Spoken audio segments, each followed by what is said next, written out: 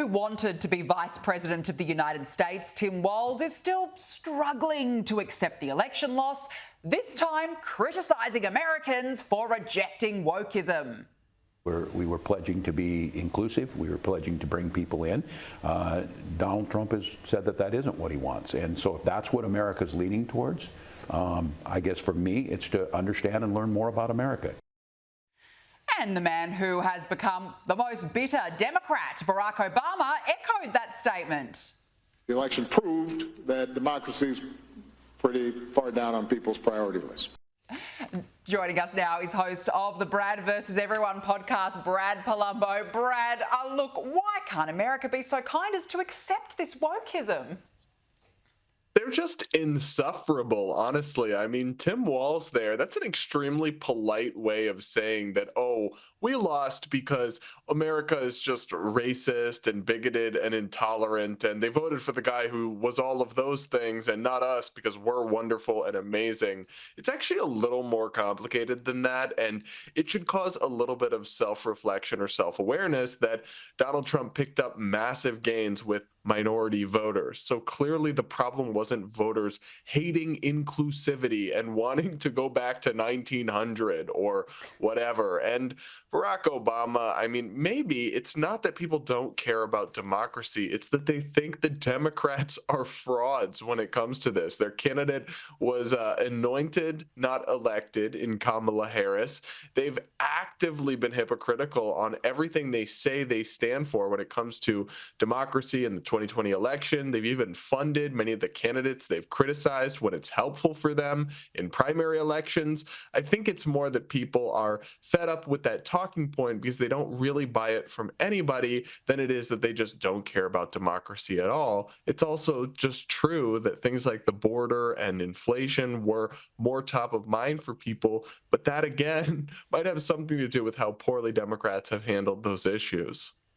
Well, Brad, I want to pick you up on that point about the Democrats' disdain for democracy, because a lot of people were critical of the decision to make Kamala Harris the Democratic Party's candidate without a primary. For one, it was anti-democratic, and for two, a primary might have unearthed a better Democratic candidate, but Kamala's deputy campaign manager has said they couldn't hold an open primary because Kamala would have lost and black women would have been upset.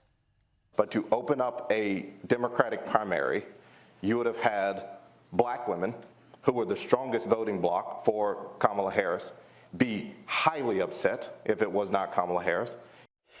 Brad, is that not a clear admission that for the Democratic Party, DEI is more important than democracy?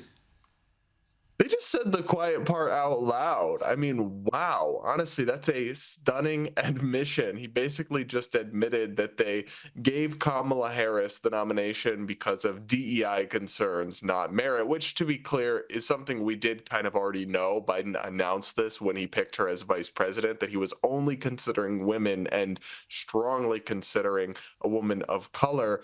I just think the whole thing is condescending and insulting to black women, to just all Americans, all Democrats, that actually, I think most of them don't believe in that. Most of them do believe in just traditional American values of meritocracy and competition and would just vote for whoever they thought was best. Ironically, actually, in the 2020 Democratic primary, black voters didn't support Kamala Harris. They supported Joe Biden, the old white dude who seemed somewhat moderate and not a total loony lefty. So I don't know if they actually know what they're talking about on this, but yeah, the way that Democratic elites view racial minorities in this country is totally out of touch. And I think it showed with the electoral shifts we saw in the election. Yeah, you're not wrong at that. Now, look, the joyless Joy Reid over at MSNBC, she really never ceases to amaze. You just never know what she will say next. But this time she's compared not giving gender-altering hormones to minors to Nazi Germany. It is an age-old tradition, which Nazi Germany did with brutally violent ends in the 1930s. While the Supreme Court refuses to do anything about weapons of war in schools, today they seemed inclined to uphold Tennessee's ban on gender-affirming care for minors. While the decision is not expected for months, a majority of the justices parroted a string of debunked talking points, all under the guise of protecting the kids, just not every kid. Brad, how does she come up with this stuff? No wonder her ratings have tanked. It's so delusional and hysterical. I mean, this MSNBC anchor actually just compared opposing child sex changes to Nazi Germany. I don't know.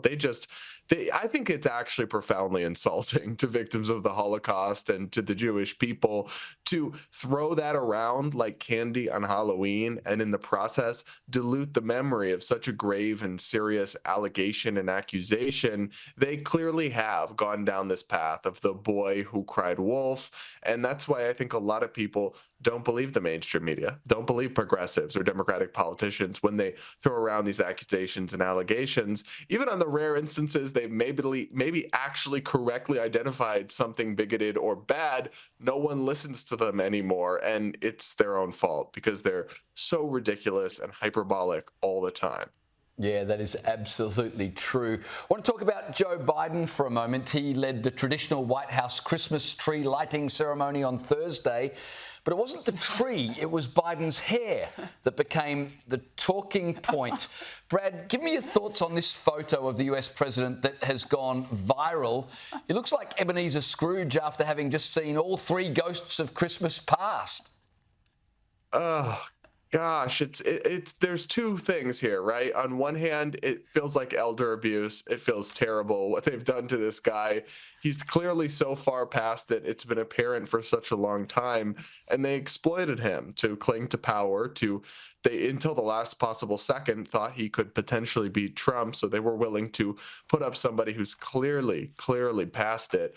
But on the other hand, it's also scary that this is the guy who it's 1:30 in the morning right now here in Michigan in the US. A crisis could unfold and the president could be expected to roll out of bed in the middle of the night. Does anyone really think this guy would be sharp and able to make a tough decision with the advice of generals with 5 minutes with a nuclear alert coming in?